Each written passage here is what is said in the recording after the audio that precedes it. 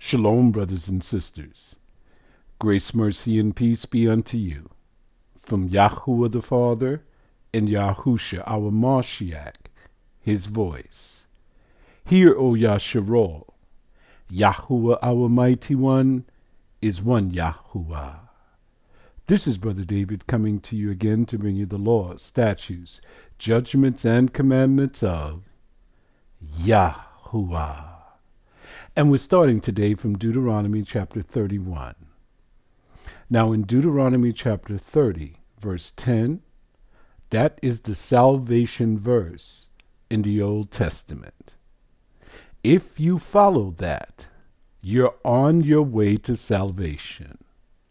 But there is a prerequisite. Those who call upon the name of the Lord shall be saved. Remember, the Lord is a replacement.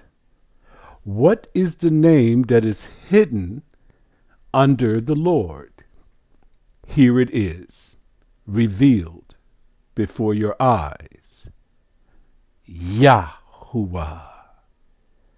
The name that they took out of the book over 7,000 times and replaced it with the Lord. They said that this name was too sacred for you to utter, but they replaced it with the Lord, Jehovah, Jesus. Wait a minute. You mean to tell me that those names are not too sacred for you to utter? That's what they're telling you. Because they are just replacements. Let's begin. Deuteronomy chapter 31, verses 1 to 6. Verse 1. And Moses went and spake these words unto all Yasharal. Verse 2. And he said unto them, I am 120 years old this day. I can no more go out and come in. Also Yahuwah have said unto me, Thou shalt not go over this Jordan. Verse 3. Yahuwah thy mighty one, he will go over before thee, and he will destroy these nations from before thee, and thou shalt possess them. And Joshua, he shall go over before thee, as Yahuwah have said. Introducing your Mashiach's name in the Old Testament. Yahusha. I thought it said Joshua there, Brother David. Well, the name Yahusha has morphed over time into Joshua. The names of the Father and the name of his voice were lost because they took them out. They gave you replacements. Cambridge Dictionary. The word is morph. To gradually change or change someone or something from one thing to another. The Europeans are professionals at this. Strong's Concordance, 2424. This is the Greek. The name is Iesu. Look at the definition. Jesus or Joshua, the name of the Messiah, also 3 other Israelites. What are they telling you here? They're telling you that Jesus is a derivative of Joshua. Come down to usage, you'll see it. Jesus, the Greek form of Joshua. So they're telling you that Joshua is the Hebrew. Note, They do know that your Mashiach was Hebrew. The apostles, Hebrews, Yisraelites, the prophets, all of our people in the book were Hebrew Israelites. Also, our names were taken out and replaced with Greek and Roman names. Come to phonetic spelling. You see it says E-A-Sus. They're giving you the pronunciation of the name. Now, they knew from the beginning that it was Yahusha. But once they put it down on paper, look what happened. This presented a major problem. There's no Y in the Greek. I want you to look it up. See for yourself. Someone tried to teach me how the name Jesus came about before. If they're listening to this today, I want you to see how this thing works. There was no Y in the Greek, so they replaced it with an I. And you see the suffix, sus? There's no sh sound in the Greek, so they replaced it with su. Now, originally, they pronounced it Yahusha.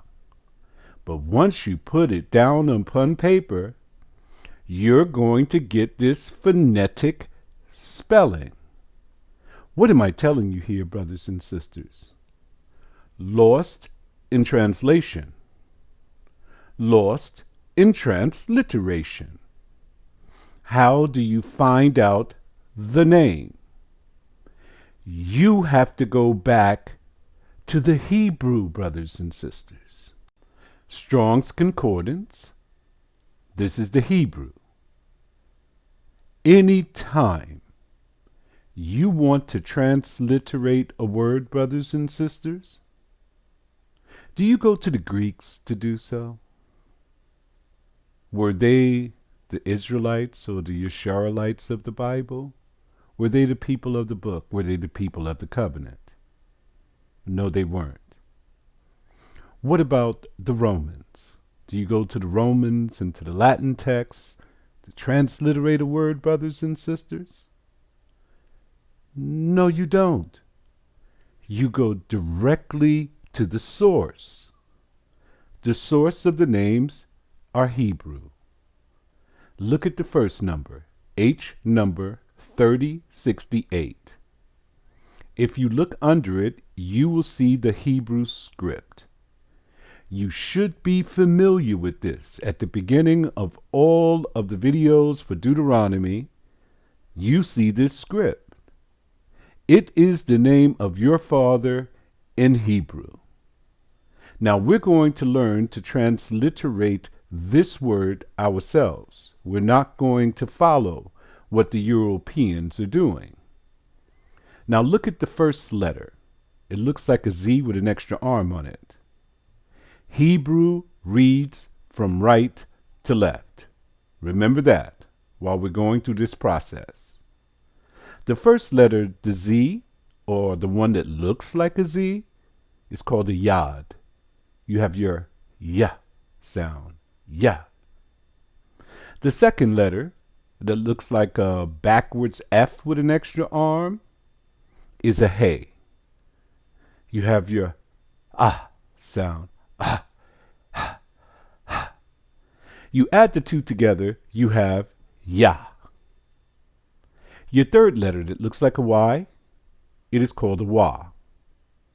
In the ancient Hebrew, it shows you that it has an U sound, two U's. Do you know the letter W means two U's?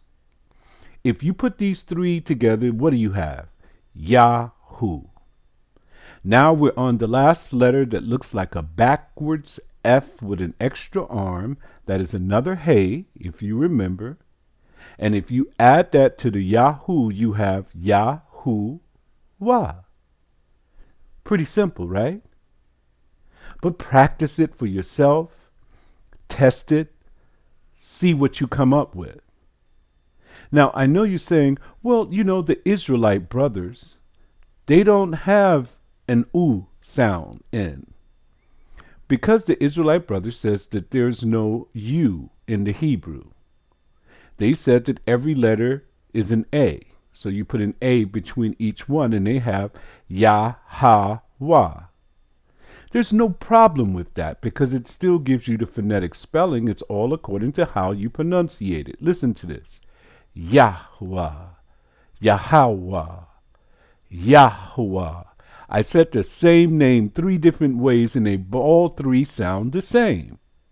So it gives you the phonetic spelling whether you put an U or an A. Let's move on to the next one. H number 3467. Hebrew reads from right to left. Now you see the backwards Z again. It looks like a backwards Z, that is. That is a Yod. Now we're going to introduce 2 new letters. You see the one that looks like a W? It's not a W. It's called a Shin. That's where you get your sh sound. Now, if you remember what we went through in the Greek, they did not have a Yod, nor did they have a sh sound in the Greek. So it is impossible for them to transliterate the word properly into the Greek language. So we have the Yod and the Shin. If you put those 2 together, you have Yash. Now you see the last letter, it looks like an O. That is called an ayin. It is pronounced like ah. If you put the 3 letters together, you have Yahusha. What does that mean? It means saves. Come over to H number 3091, and you will see the name of our Mashiach in the ancient Hebrew script. Let's run through this again. Hebrew reads from right to left. So the first letter that looks like a Z with an extra arm is a Yod. The second letter is a Hey. You put the 2 together, you have Yah. The third letter is an U. It looks like a Y. That's an U sound. You put those 2 together, you have Yahu. And then you have the 2 new letters that we just learned from H number 3467. The W is a Shin, and the O is an Ayin. So if you put the Yahu with the Shin Ayin, you get Yahusha. Now start from over the beginning. Yahuah the Father plus Yahsha equals Yahusha. And listen, the name of your Mashiach has to reflect back to the Father. What does it mean? On the very bottom, Yahuah saves, or Yahuah is salvation. That's perfection. Because if you try to use Jesus, for example, remember the Mashiach said, I've come in my Father's name. So if Jesus is the name, his Father's name must be what? Jehovah. What does Jehovah mean? The prefix, you can look this up yourself, I'm just going to tell you, is G. J-E-G, that's how it's pronounced. It means geo, or earth. And then if you look up in the Strong's Concordance, you're going to see the next part, which is Hova. It means earth, ruin, and disaster. That's the name of the Father. That's what it's supposed to mean. What they put in your book, brothers and sisters. And if you're calling on that name Jehovah, you see what you're calling on now. Earth, ruin, and disaster. Then you go to the name Jesus. And the prefix is J-E again. You get the G. And that's geo, or earth. And then you have the suffix, which is su. Guess what su means? Sow, pig, hog. So you're going to call upon an earth pig whose father is earth ruin and disaster. This is what the Europeans have done when they transliterated the words. They're not transliterations, brothers and sisters. They are replacements. New World Encyclopedia. The word is Lord. Remember, I told you. They replaced Yahuwah's name over 7,000 times in the Old Testament with the Lord. Listen what this has to say. In the Bible, Baal, also rendered Baal, was an important Canaanite god, often portrayed as the primary enemy of the Hebrew god Yahuwah. Why did I pronounce it Yahuwah? Because you see the W? Listen to what double U says. Double U, two U's. Yahuwah. The Semitic word for Baal meaning Lord. Do you see that? So they replaced Yahuwah's name with Lord, and the Semitic word Lord means Baal was also used to refer to various deities of the Levant of that era. Do you understand what they've done?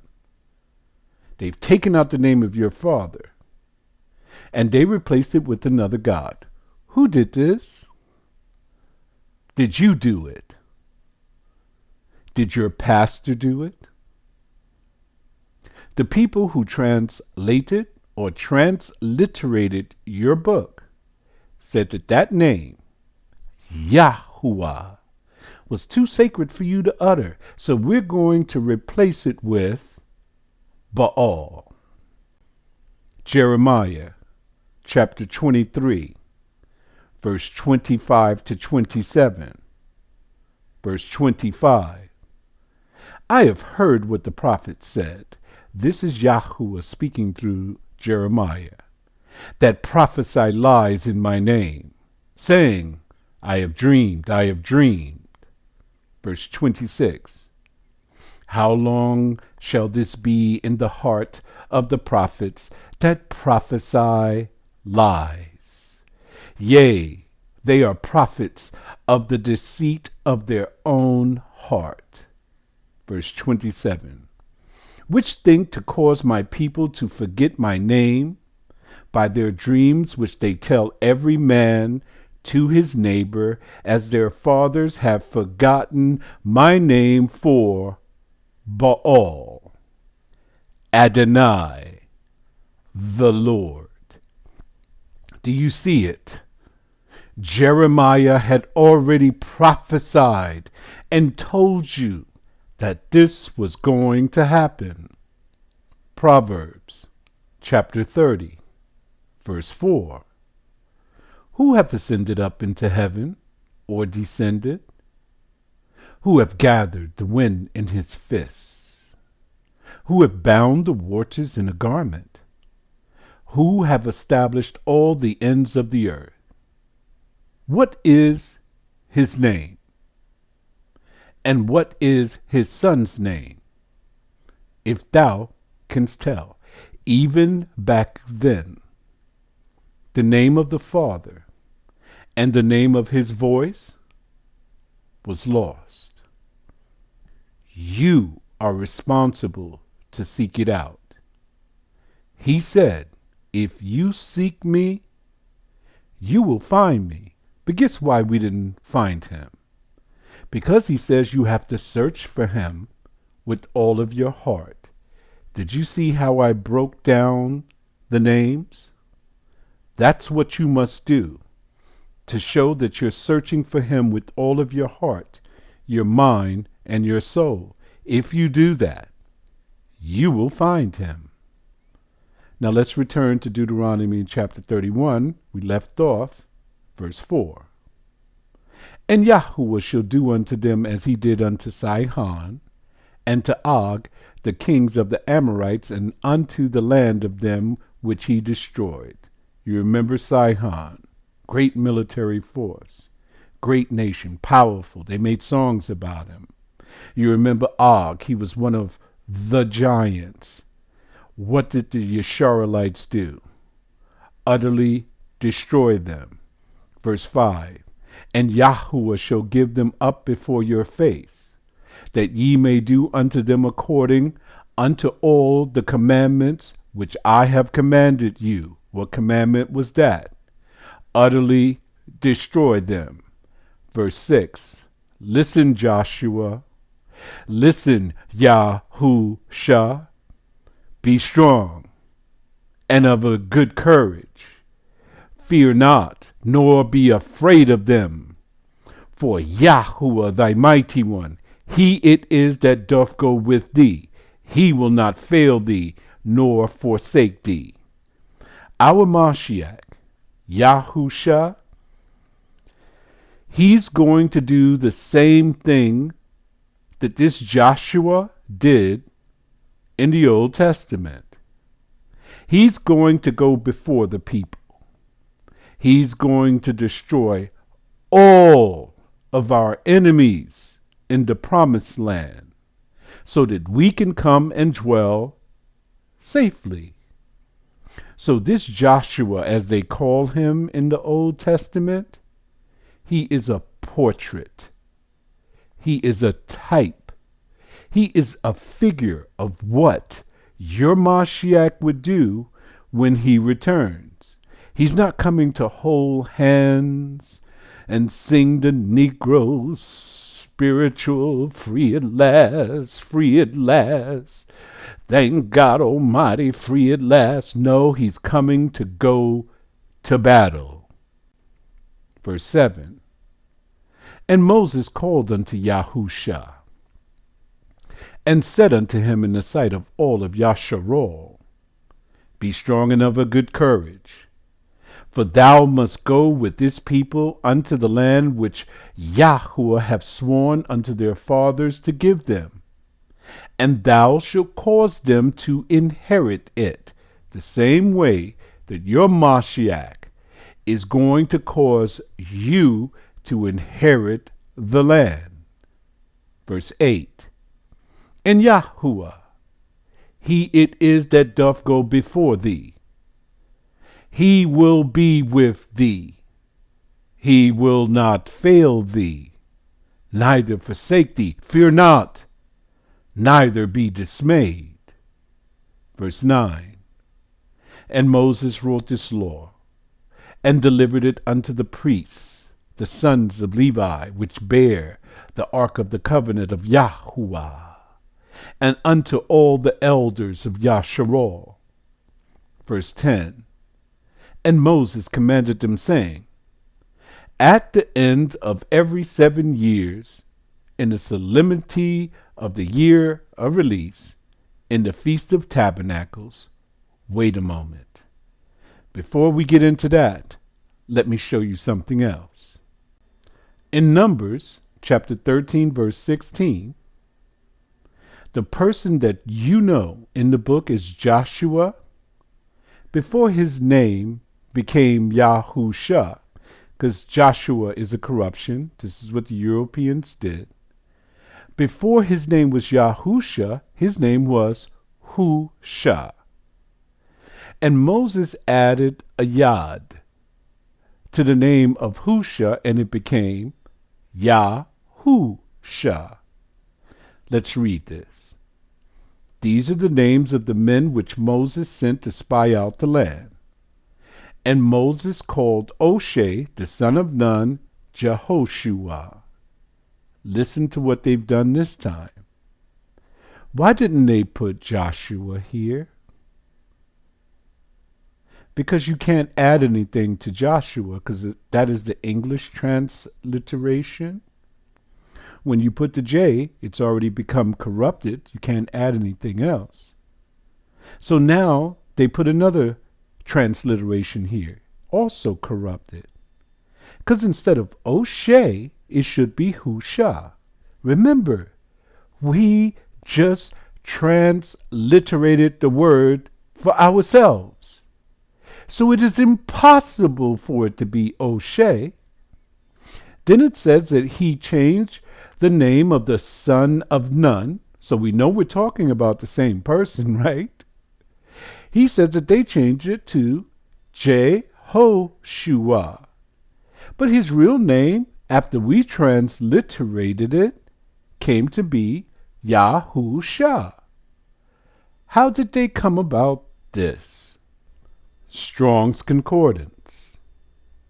This is the Hebrew, 3091. The name is Yehoshua.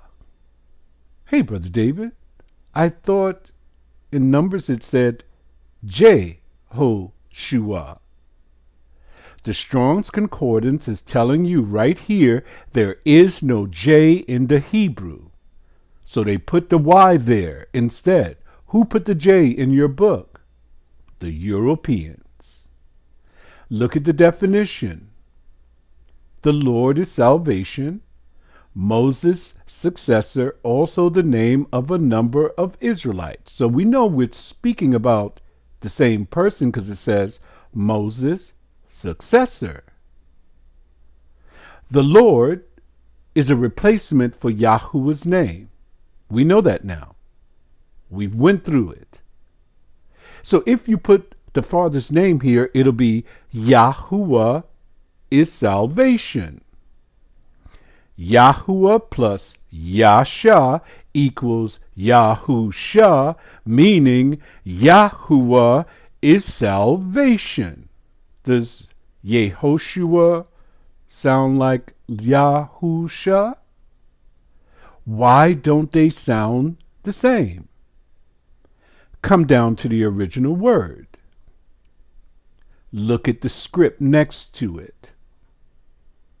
This is not the ancient Hebrew. This is the modern Jewish language, Yiddish. Do you see all the dots and the lines? They are telling you how to pronunciate this name. So let's see from what we know. Let's go through the letters. Because there's 6 letters here. Yod, He, Wa, Shin, Wa, Ayin. Hold it. The name only has 5 letters. Look at the top. Yod, He, Wa, Shin, Ayin. Yahusha. They put an extra Wa there so that you can get this pronunciation. Now check this out. They took out the A for Yah and put a Eh. Why did they do that?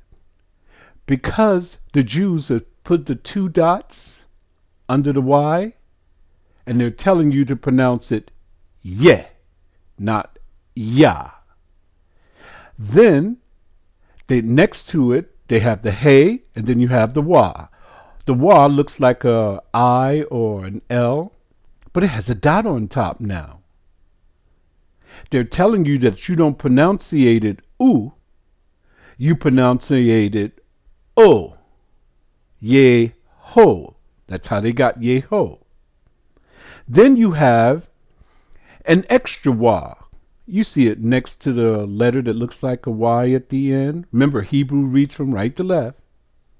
So they have that extra dot in between the Y and that long, it looks like an I or an L, but that is a Wa.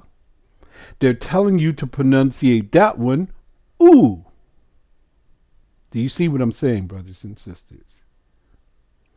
The Jews are telling the Strong's Concordance how to pronunciate the name. Now, the same Wa that is in the end is the same one that's in the beginning. They both should have an U sound, but they have changed it. Now, look what they're saying. The phonetic spelling is Yehoshua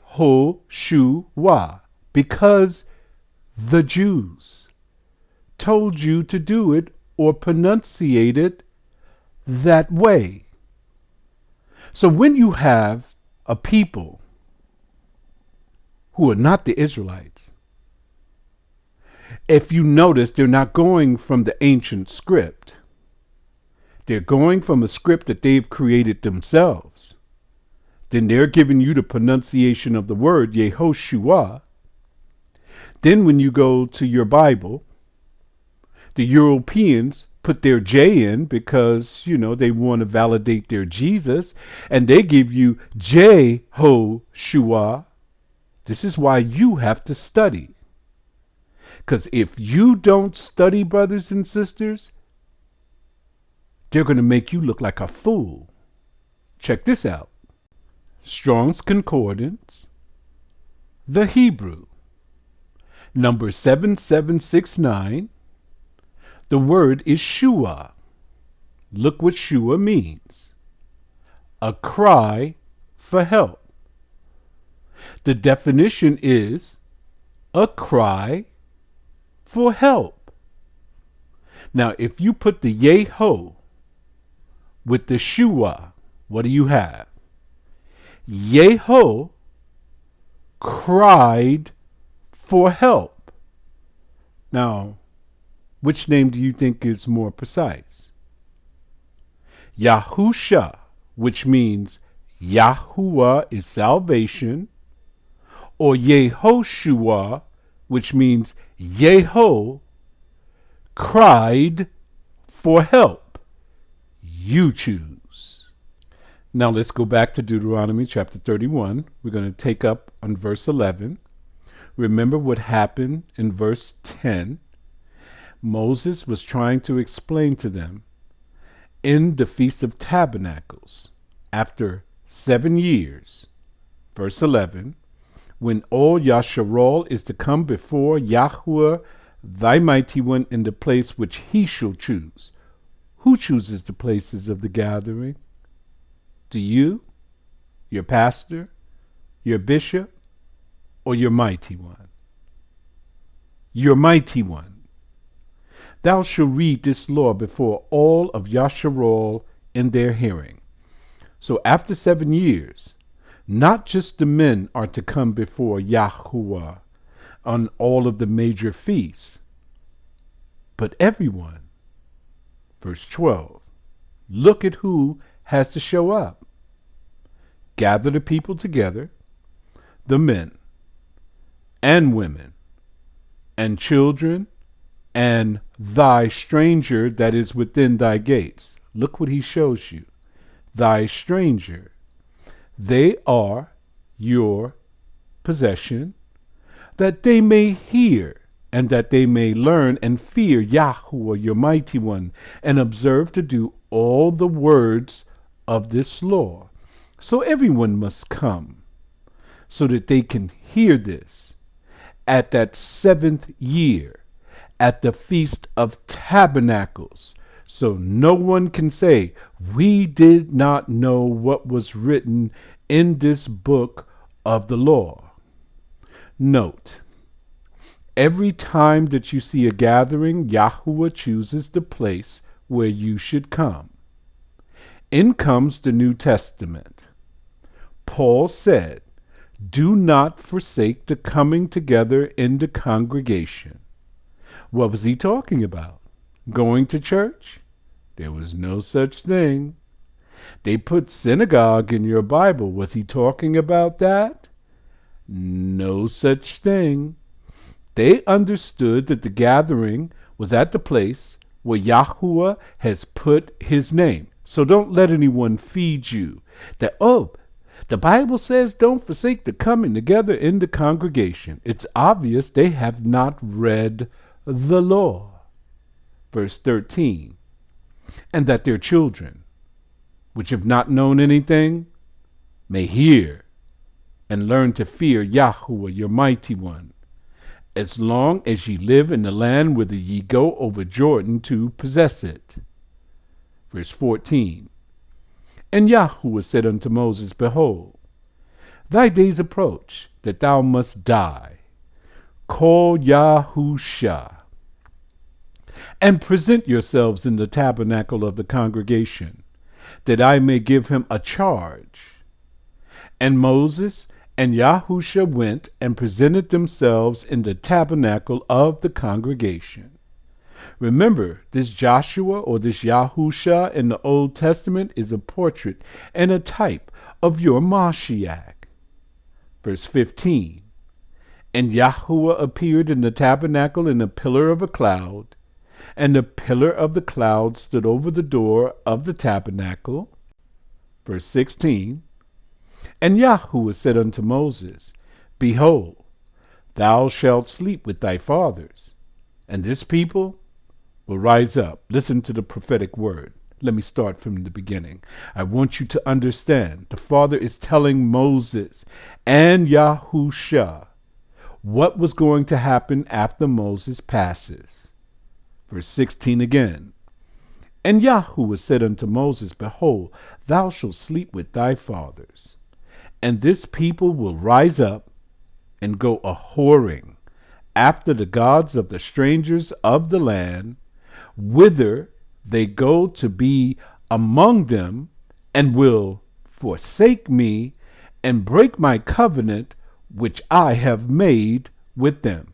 Once you have forsaken the mighty one, once you have begun to call upon the names of other gods, you have moved yourself from the hedge of protection.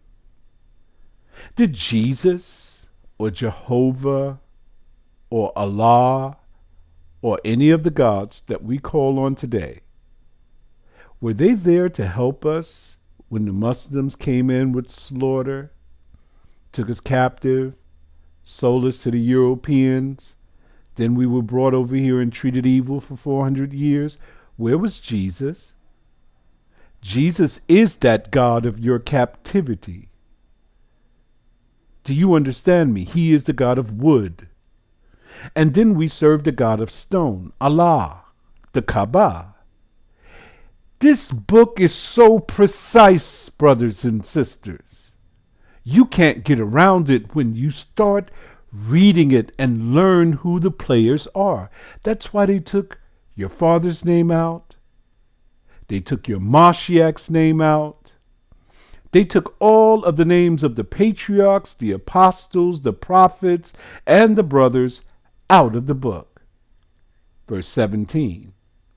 Then my anger shall be kindled against them in that day, and I will turn my back on them, and I will hide my face from them, and they shall be devoured. That's why all of these things happen. And many evils and troubles, Jacob's trouble, Jacob's trouble, Yasharal's trouble, shall befall them, so that they will say in that day, Are not these evils come upon us because our mighty one is not among us? And that is absolutely correct. Verse 18. And I will surely hide my face in that day, for all the evils which they shall have wrought, in that they are turned unto other gods. Listen to me. The unpardonable sin that we heard of in the New Testament, they tell you is to blaspheme against the Holy Spirit. That is not the unpardonable sin. The unpardonable sin is to turn to another God and stay there, not to turn back to Yahuwah. That he does not forgive. Verse 19. Now therefore, write ye this song for you, and teach it the children of Yasharah. Put it in their mouths, that this song may be a witness for me against the children of Yasharah. Verse 20 and verse 21 is the song. Listen to the song. And if there's anyone out there who is gifted, who know how to put words to a song, you have to use the exact words and put it in there. Verse 20. For when I shall have brought them into the land which I swear unto their fathers, that floweth with milk and honey, and they shall have eaten and filled themselves and waxen fat, then will they turn unto other gods and serve them, and provoke me, and break my covenant. Verse 21. And it shall come to pass, when many evils and troubles are befallen them, that this song shall testify against them as a witness, for it shall not be forgotten out of the mouths of their seed. Can we stop for a second? It has been forgotten, but now it's being revealed again. We need to get this song. We need to sing it at every single feast. We need to have our children to sing this song. Or if we can't put it to music, let's just read it at every feast. For I know their imagination which they go about, even now, before I have brought them into the land which I swear. Verse 22. Moses therefore wrote this song the same day, and taught it to the children of Yahusha. Verse 23. And he gave Yahusha, the son of Nun, a charge, and said, Be strong and of good courage, for thou shalt bring the children of Yahusha into the land which I swear unto them, and I will be with thee. Remember, he's a portrait, he's a type of your Mashiach. He was the one responsible for bringing the children of Yahusha into the land. He was the greatest military commander in history. Wait till our Mashiach comes. He's going to do things that have never been seen before on this planet, and he shall have power that has never been seen before on this planet. Verse 24. And it shall come to pass, when Moses had made an end of writing the words of this law in a book, until they were finished, verse 25, that Moses commanded the Levites, which bear the ark of the covenant of Yahuwah, saying, verse 26, Take this book of the law, and put it in the side of the ark of the covenant of Yahuwah your mighty one, that it may be there for a witness against thee. This book is a witness against us. The Father told me, not told me, commanded me to teach you this. When I first heard him speak to me and say, Teach them my laws, statutes, judgments, and commandments, now I see why. This will be a witness against you. For all of you who've had the privilege to come here to see these laws, statutes, judgments, and commandments broken down, line by line, precept by precept, here a little, there a little, very meticulous. And you started out good. Then something happened. You lost interest in your father's ways and went seeking after flat earth videos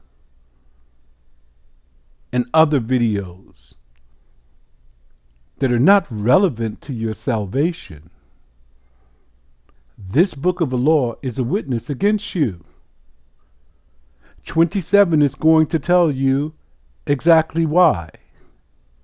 Listen to what Moses had to say. For I know thy rebellion. Rebels. And how stiff-necked you are. Behold, while I am yet alive with you this day, ye have been rebellious against Yahuwah, and how much more after my death. So once the spiritual leader is gone, what happens? The people fall into apostasy. This is why I'm teaching you to study for yourselves, so you can be independent of any spiritual leader. Verse 28, Gather unto me all the elders of your tribes, and your officers, that I may speak these words in their ears, and call heaven and earth to record against them. You are being recorded. If you started out learning Yahuwah's ways and then put it aside to do something else, who cares what it is? Nothing is more important than this. You are being recorded. You cannot say you did not know. The only thing you can say is that you put it down and walked away. Verse 29. For I know that after my death, listen now, ye will utterly corrupt yourselves. This is what our ancestors did. After Moses died, he was like their God. After he died, they felt that no one could see what they were doing. But the Father is recording your behavior today. And turn aside from the way which I have commanded you. Listen to the prophecy. And evil will befall you in the latter days. This is why we are going through what we are going through today. Because of what our ancestors did. It falls on us. Because ye will do evil in the sight of Yahuwah, to provoke him to anger through the work of your hands, calling on the names of these false gods, applying them to yourself. Verse 30.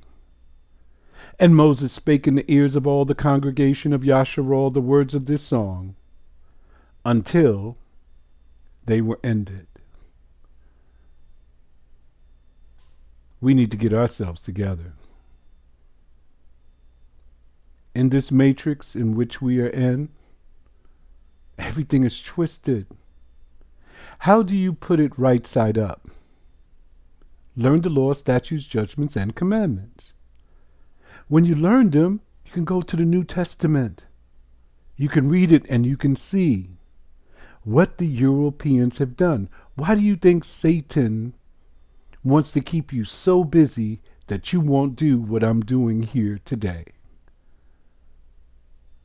Have you seen anyone who's gone through the laws, statutes, judgments, and commandments as meticulous as I?